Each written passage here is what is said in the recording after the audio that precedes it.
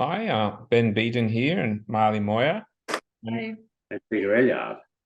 yes, here with Dr. Peter Ellyard and his new book, The Future Knowledge Compendium, a curriculum for thriving in the 21st century. So, Peter, we've known each other for many years now. And Decades, yeah. yeah, we thought it would be a good idea to go through the book, but initially have these different Zoom discussions where we focus on different sections of the book. So just to address some of these, there's so much material in this book, but one of the things that stood out as a starting point is you make the statement that we will either shape the future or the future will shape us. So I thought I'd invite you to speak to that as a starting point to this discussion. Yeah, well, lots of people are reactive.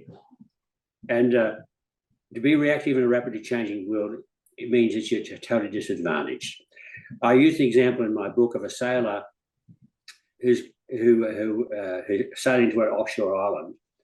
And if they don't have any wind, they won't tell. They get a wind shift comes and goes. Wind shifts come, and if they have a plan in hand where they're planning to go sail to, they can tell a good change from a bad change, a change which is going to get us there, and one which is a disadvantage. But if you actually don't have any plan at all, where you haven't decided where you want to go, you deal all changes as a threat, and that's what Paleolithic humanity did. And most Indigenous people, because they've lived so long, so successfully, right around the world, in unchanging worlds, don't actually have a vision other than a fairly small domestic one. They're not heroically changing their world by a plan. And as a result, they're disadvantaged by being too reactive. And they're disrupted by change. The only way to be resilient against change is to have a plan, to go to the future and create a future that you prefer to make or want to make. And therefore, you can tell a wind shift which will be good for you, or change which is good for you, or disadvantages to you. Sometimes they're good. Sometimes they help you get to where you want to go. Other times, they set you back. But unless you actually haven't decided where you want to go first, you can't tell which is which. And so the mindset we have of being what I distinguish between the leader and the manager in each of us. The leader is what I call the purposeful future maker. And that's leadership perfection. And management perfection to being the resilient future taker or change taker. Okay, so that's really important difference. Is that we can either be a future maker or we can be a future taker. This is very, very fundamental. And people who get disrupted are people who don't have a vision about where they want to go in a positive sense. So you and your art, you're trying to create a future. So you can tell what happens is going to help you or hinder you. No problem at all. But you haven't decided what you want to do. You don't have that advantage. That's a really simple way of thinking about it. Yeah, so for you say here for over the past 30 years, much of your work has been directed towards answering a single question: what knowledge and skills do people need to possess so that they are as successful as they can be in the future? I mean, that's an incredible area to work in. But you also differentiate yourself from many other futurists who have an interest in being prophetic in some way. But you've had a different aspiration, haven't you? You wanted to discover a means that would enable all of those who wish to become futurists themselves, to develop a set of concepts and tools that would be useful. Could you tell us a little bit about that? I mean, this is a really fascinating area.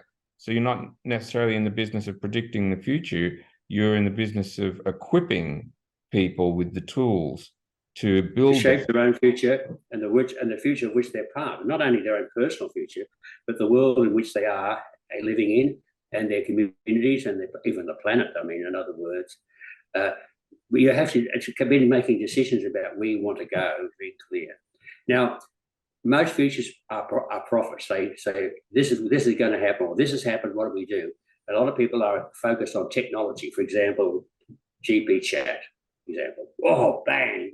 What are we reading from it, or are we advantaged from it? You see, but if you have a simple way of thinking, I'm going to go and do this. I can use GP chat to fulfill my current purposes better. And you see, that's the important point. And so a lot of people are reading and say, my God, we're going to lose all our jobs. So fear dominates the equation of change, not hope. Okay? And, if you're in the fear side of the change, you are already on the back foot. Yeah. So when you talk about the role of the futurist being looking at how you can better fulfill our dreams and aspirations, as well as becoming resilient to social and technological change, this is what you're talking about. Yes, absolutely. You got it, Ben, perfectly. Okay. And you've also mentioned here, what you do find amazing is that education organizations pretty much everywhere, which are dedicated to giving us the knowledge and skills to maximize our capacity to be more future successful, they've not sought to develop and place into their curricula concepts and tools for their students to use to shape the future. I mean, that's one of the benefits I think I've had for many years, is the introduction to these concepts and ideas, these tools for shaping the future. So what your book is doing is it's offering a basic curriculum that might be considered to fill this void. This is correct. Yes, absolutely, Ben. So in other words, you can have a version for 7-year-old kids. You can have a version for 40-year-old business leaders. You can have a curriculum for what I call second chance people, who are being disadvantaged or disabled by change or some other thing, or are victims like refugees or people who've just coming out of prison and are trying to decide what they're going to do with the rest of their life. All those things.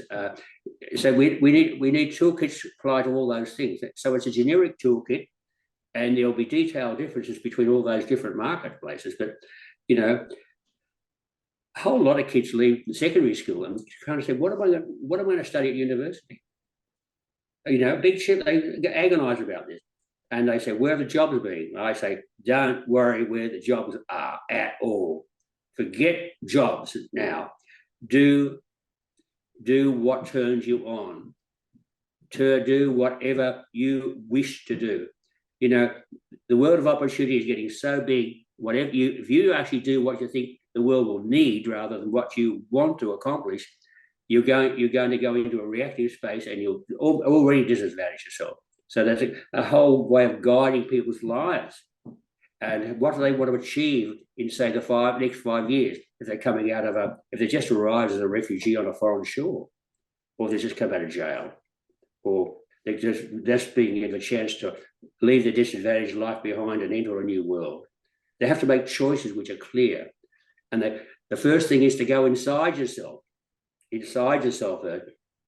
What is my destiny?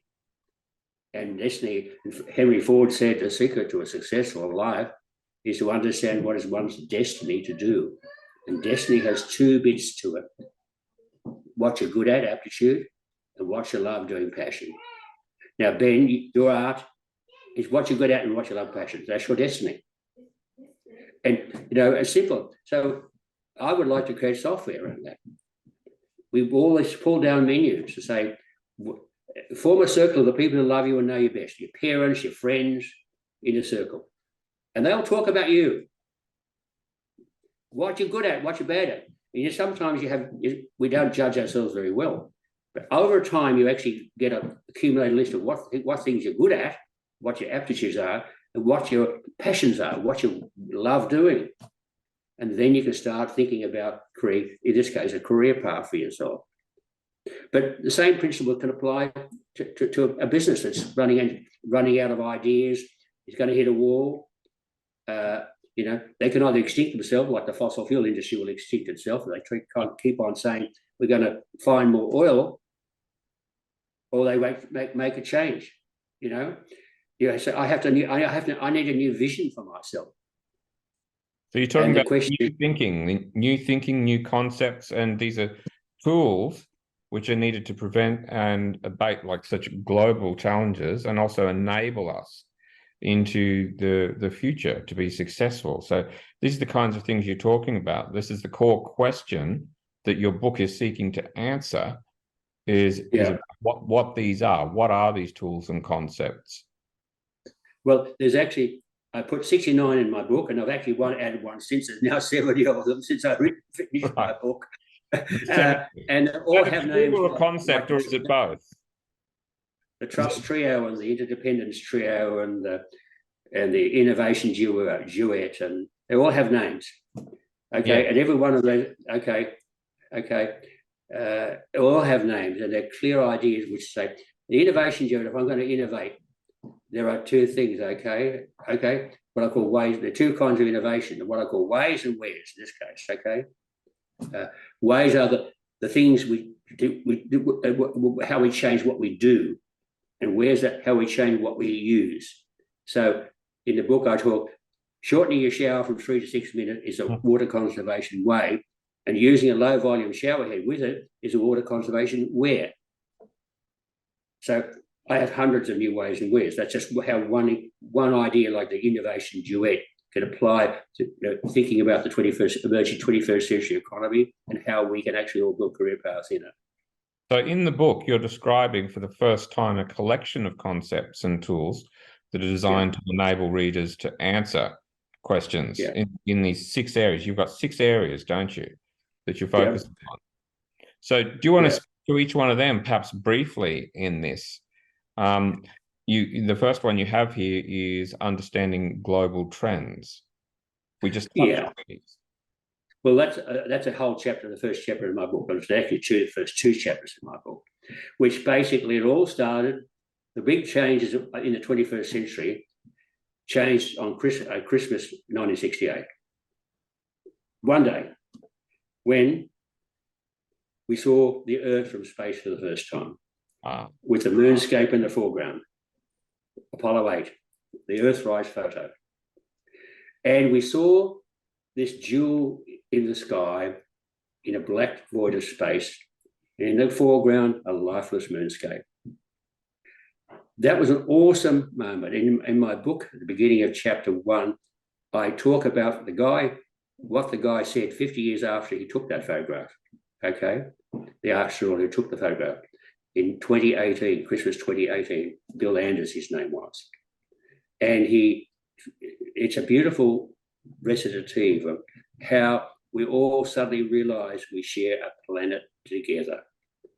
And tribal boundaries and wars are only over a different place of this shared planet. And so humanity has a shared planet and a shared future. No ifs and buts. And we have to adapt to that reality if we're going to get on. And what's happening around the world, I could give you lots of examples of that. Everyone's ganging up on Vladimir Putin because he's been the 21st century Hitler, right? Yeah. And we're going to have to stop this man because he's wrecking our future, all of our futures, because we're so interdependent now. Absolutely. But it does, the photo, the image of that Earthrise does really lead us on to the second point of that. I mean, that was a moment for changing human behavior and politics, wasn't it? That experience. And that's this second area that you bring into this now. Could you talk a little bit about that? How politics have changed. We have a Donald Trump who talks about America first, okay? And Putin is Russia first. To hell with the rest, okay? And I've talked about a new paradigm, which is called planetism. We have nationalism, first allegiance to nation, planetism, first allegiance to planet. Now, most educated people say planet must come first. Okay, and we have the Brexiters who are committing suicide in England right now. The British economy is just about to tank because they did the stupidest thing of all. They broke away from Europe, and they're sinking. They're going to sink without a trace. And I would predict within 10 years, England will be back in the common market, the European common market. Globalization works. We're so interconnected. We change goods and services without trade barriers. And we all benefit to that. Okay, and so the world is divided into those people who are resisting change, and there's people like Orban in Hungary and Marie Le Pen in France, all the so-called ideological right they call it, but it's actually there's a pile of people on the ideological left too, the neo Trotskyites and Stalinists. There's still a lot of those around who are extreme socialists. And they only see the world through ideological eyes. Well, politics is now driven not by ideology anymore, but by values. Sure. I spent a lot of time in my book trying how that changed. And Tony Blair actually said that himself at Davos in 2000 at the World Economic Forum. He said the 20th century was about ideology. The 21st century is about ideals. In other words, what kind of world do we want to create for ourselves? Which brings us on to not eliminate the guy next door in the next country, like Putin's trying to do. Yeah. We say, how do we build a future together with sharing a planetary society? That most educated young people know that. And this is now becoming possible because in 2030, there will be 5 billion educated middle-class people on the planet. Think about that.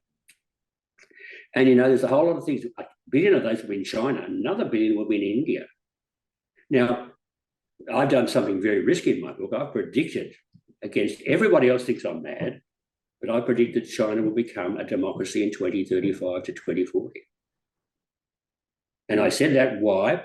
Because you can't have a million middle-class, knowledge-based workers with university degrees and metaphysical economy, creating metaphysical economy. All educated people hate autocrats. The only people put up with it are the people who are not educated and the few rulers who oppress them.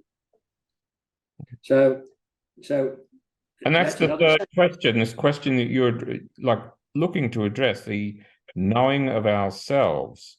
I love here about, how can I become the most effective shaper of my future life and career path? What is my identity? How can I describe myself? Could you talk about, this third area, this third question that you're looking at here? It's like this. I talked about Henry Ford and destiny already. So before we go look forward, we have to look inward. So before we have foresight, we must have insight about ourselves. Okay. So I call what I call the 3 sights: insight, foresight, and hindsight. Okay. Insight means, who am I? What is my destiny? What am I good at? And what's my aptitude? So I put that down into a single 2 words, an adjective and a noun. I'm a social worker. I'm an innovation broker. I'm whatever. Okay. 1 adjective and 1 noun. And it should have nothing to do with the current job market. It says what you are.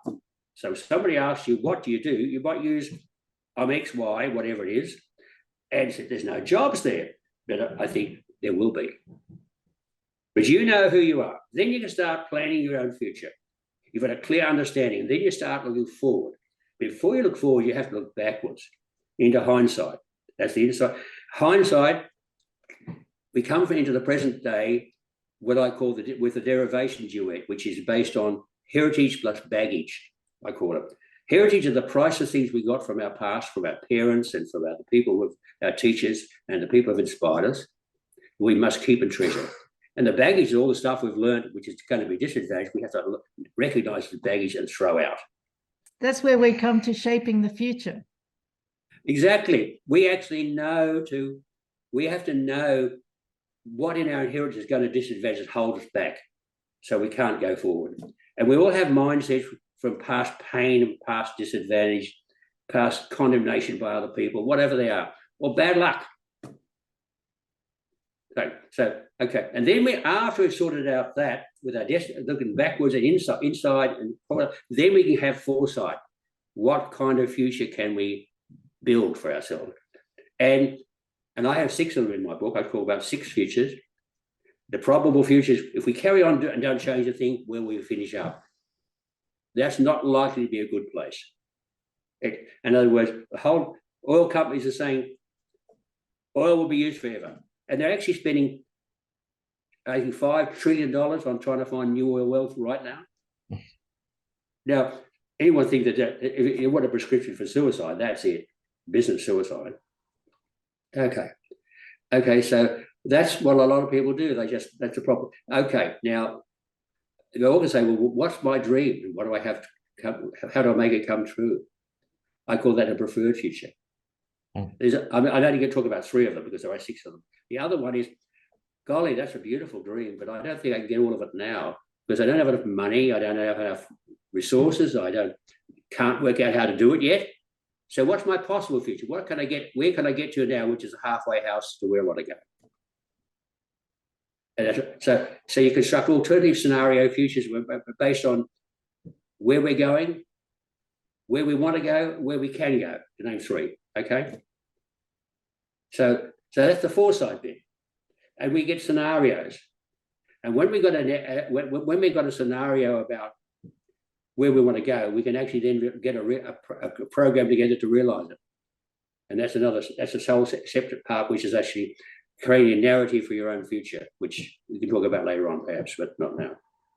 Yeah, so within what you've just addressed, there's obviously building and nurturing relationships, isn't there? That's critical, because in the world of the 21st century, interdependence is critical. Interdependence is, you know something, none of us are good at interdependence.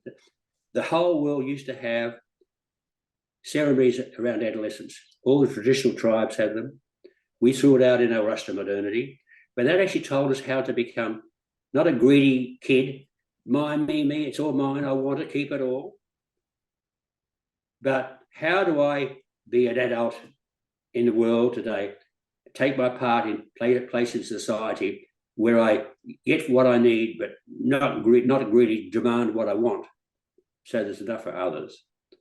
And that's the whole area, that's around the whole concept of initiation, where every society taught a kid who was dependent on their children to become a free person.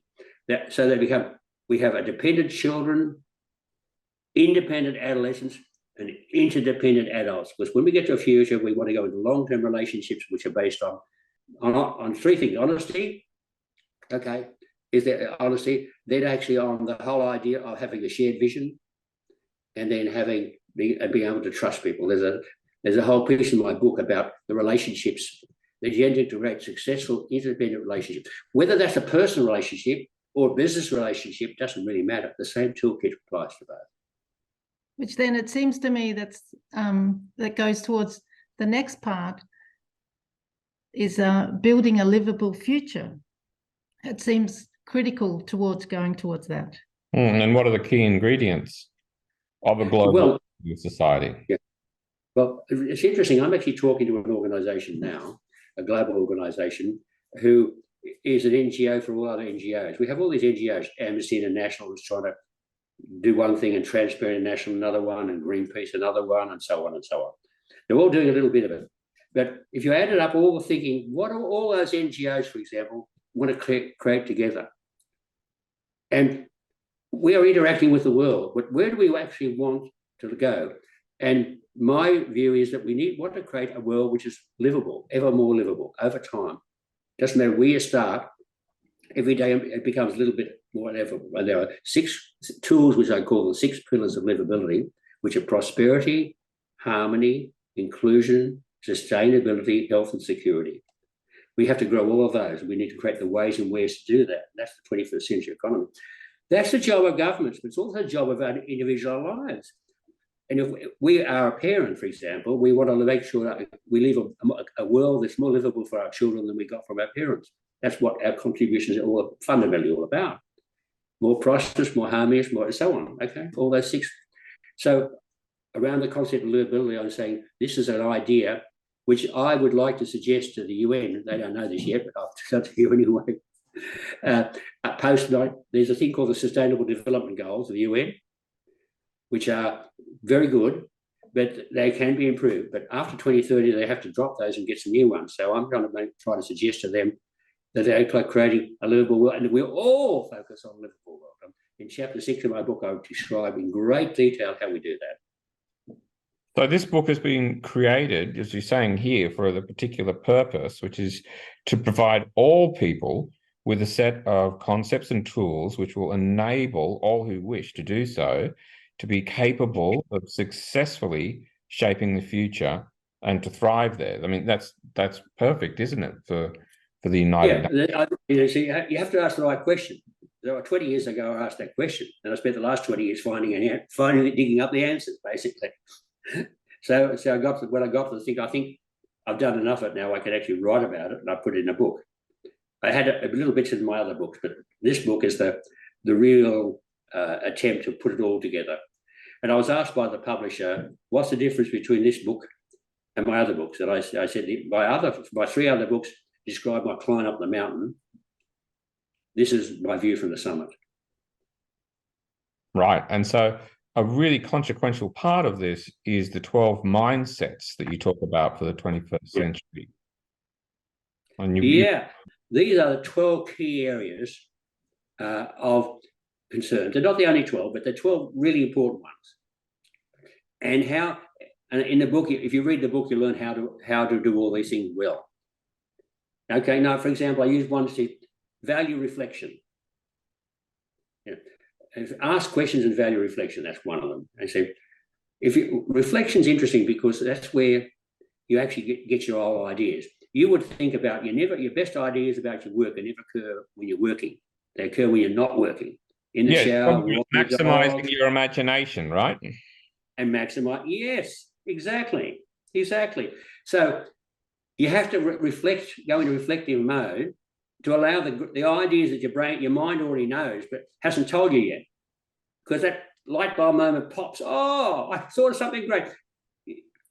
You actually had thought of it earlier, but you were too busy not listening to it. So because you stopped working hard and trying to reach a deadline, which is the left brain hard working bit, you actually have a room to have the great ideas. So the bottom line there is you can work smart or you can work hard, but you can't do both at the same time. If you work hard, you won't be smart. You want to be smart, you have to stop working. Right. That's really fun, okay? Because that's when the new ideas pop into your mind and say, wow, I thought of a new way to do this. Or I've had to deal with this complex problem. I thought of a way to do it.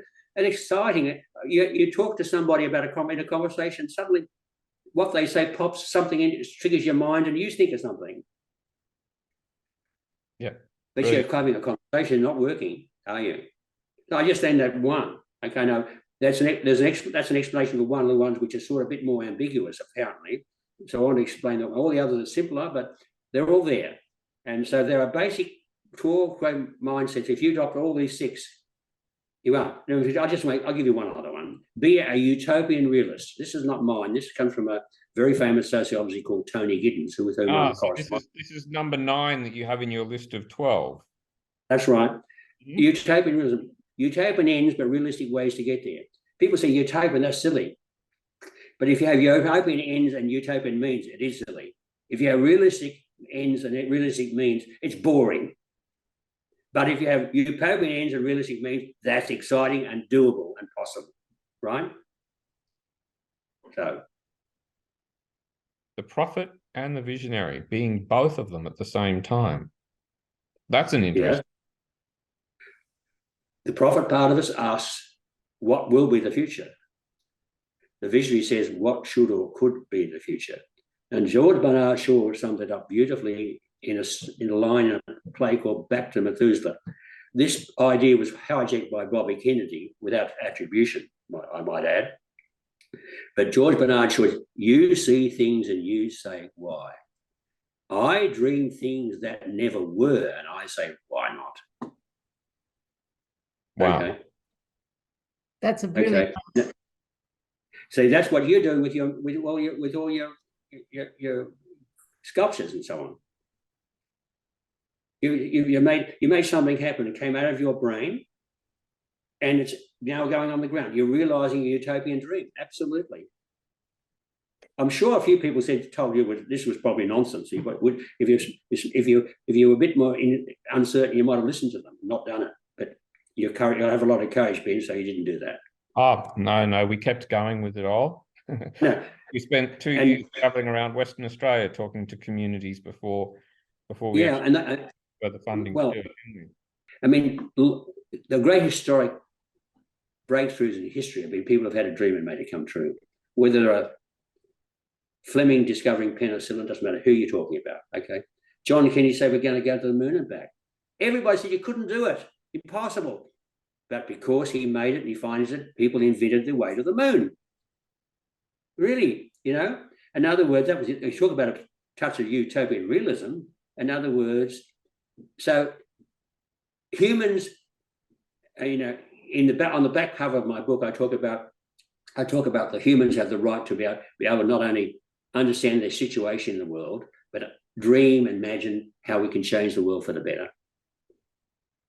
Okay, not many other animals can't do that. It's pretty much unique to human, although higher primates can do a bit of it. Okay. In other words, so that really is priceless. That's the biggest single attribution to humanity, and that's never going to be changed by technology. GP chats of the world can't do that. They'll never be able to do it, in my view. And that's why my first mindset is imagination is more important than knowledge. You can't build a future that you do not first imagine. Okay. Imagination is to the future as memory is to the past. Okay. That's a toolkit for imagination is the future. Memory is about the past. Really, you know, think about. So I've tried to think about all the things we do. And I just think it's amazing that we have people called managers, leaders, designers, innovators, planners, and educators who all think of their separate. I'm a designer, no, I'm an innovator. They're all tools for shaping the future. They all have a common goal to shape the future. And each of those methodologies works in one domain.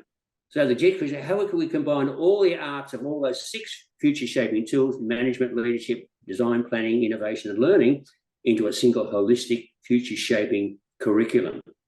That's what I've tried to do. I really like the philosophy-driven thinking pathway that links what we know, our knowledge, to sequential actions, which will be discussed in these future chapters that we're going to discuss. Yeah, it's interesting. Most people say, what's philosophy? Actually, philosophy is a very practical thing. It helps us do things successfully. And there's 4 branches which I talk about. Metaphysics asks the question, what do we know? What ideas could we turn into a future? Second one, epistemology is how do we know? Are our source of knowledge reliable and good? Okay. Reason says, what can we conclude? What can conclude from all this knowledge? How do we make sense out of it all? And ethics says, what should we do? What is the right thing to do? So there's 4 branches of philosophy, and taken in that order, tell you how you shape your future. Fantastic. Yeah, fantastic. And that's what we're looking forward to discussing with you further in our next conversation. Yeah. The pleasure's mine, Ben and Marlene. And I love talking with you, and I look forward to doing it soon, whenever you organise it. All right. We love hearing all the magnificent things that you say. Thank you. Thank you, darling. Take care of yourselves. Thank you. Thanks, Peter. We talk again. We'll talk soon. Bye. Okay. Bye. Speak soon. Bye.